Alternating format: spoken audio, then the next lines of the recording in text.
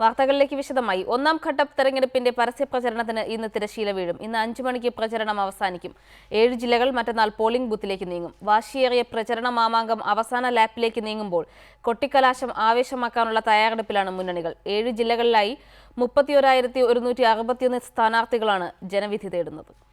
മൂന്നാഴ്ചയിലധികമായി തെരഞ്ഞെടുപ്പ് പ്രചരണത്തിന്റെ ചൂടിലാണ് കേരളം. ആകാംക്ഷയുടെ രാഷ്ട്രീയ കേരളം ഉറ്റുനോക്കുന്ന തദ്ദേശ തെരഞ്ഞെടുപ്പിന്റെ ഒന്നാം ഘട്ട പരസ്യ പ്രചരണം ഇന്ന് അവസാനിക്കും. കലാശക്കൊട്ടോടെയാണ് ശബ്ദ പ്രചരണത്തിന്റെ സമാപനം. ഉച്ചതിരിഞ്ഞ് പ്രചരണ വാഹനങ്ങളും കൊടിതോരണങ്ങളും റോഡ് ഷോയുമൊക്കെയായി പാർട്ടി പ്രവർത്തകർ കൊട്ടിക്കലാശത്തിന്റെ ആവേശത്തിലേക്ക് കടക്കും. തദ്ദേശ സ്വയംഭരണ തെരഞ്ഞെടുപ്പായതിനാൽ പല വേദികളിലായാണ് കലാശക്കൊട്ട്. ജില്ലാസ്ഥാനങ്ങളും പ്രധാന കവലകളുമെല്ലാം കലാശക്കൊട്ടിന് വേദിയാകും. കൊട്ടിക്കലാശത്തിൽ പ്രവർത്തകരുടെ ആവേശം അതിരുകടക്കാതിരിക്കാൻ സുരക്ഷാ ക്രമീകരണങ്ങളും ശക്തമാക്കിയിട്ടുണ്ട്. ശബ്ദ പ്രചരണം അവസാനിക്കാൻ മണിക്കൂറുകൾ മാത്രം ബാക്കി നിൽക്കെ പരമാവധി വോട്ടർമാരെ നേരിൽ കണ്ട് വോട്ടുറപ്പിക്കാനുള്ള ഓട്ടത്തിലാണ് കക്ഷി നേതാക്കളും സ്ഥാനാർത്ഥികളും. മുൻനിര നേതാക്കളെ രംഗത്തിറക്കിയാണ് മുന്നണികൾ അവസാനഘട്ട പ്രചരണം കൊഴുപ്പിക്കുന്നത്. തിരുവനന്തപുരം, കൊല്ലം, ഇടുക്കി, കോഴിക്കോട്, വയനാട്, കണ്ണൂർ, കാസർഗോഡ് ജില്ലകളിലെ വോട്ടർമാർ മറ്റന്നാൾ പോളിംഗ് ബൂത്തിലെത്തും. 7 ജില്ലകളിലായി 1,11,11,6 വോട്ടർമാരാണ് ഉള്ളത്. റിപ്പോർട്ടർ, തിരുവനന്തപുരം.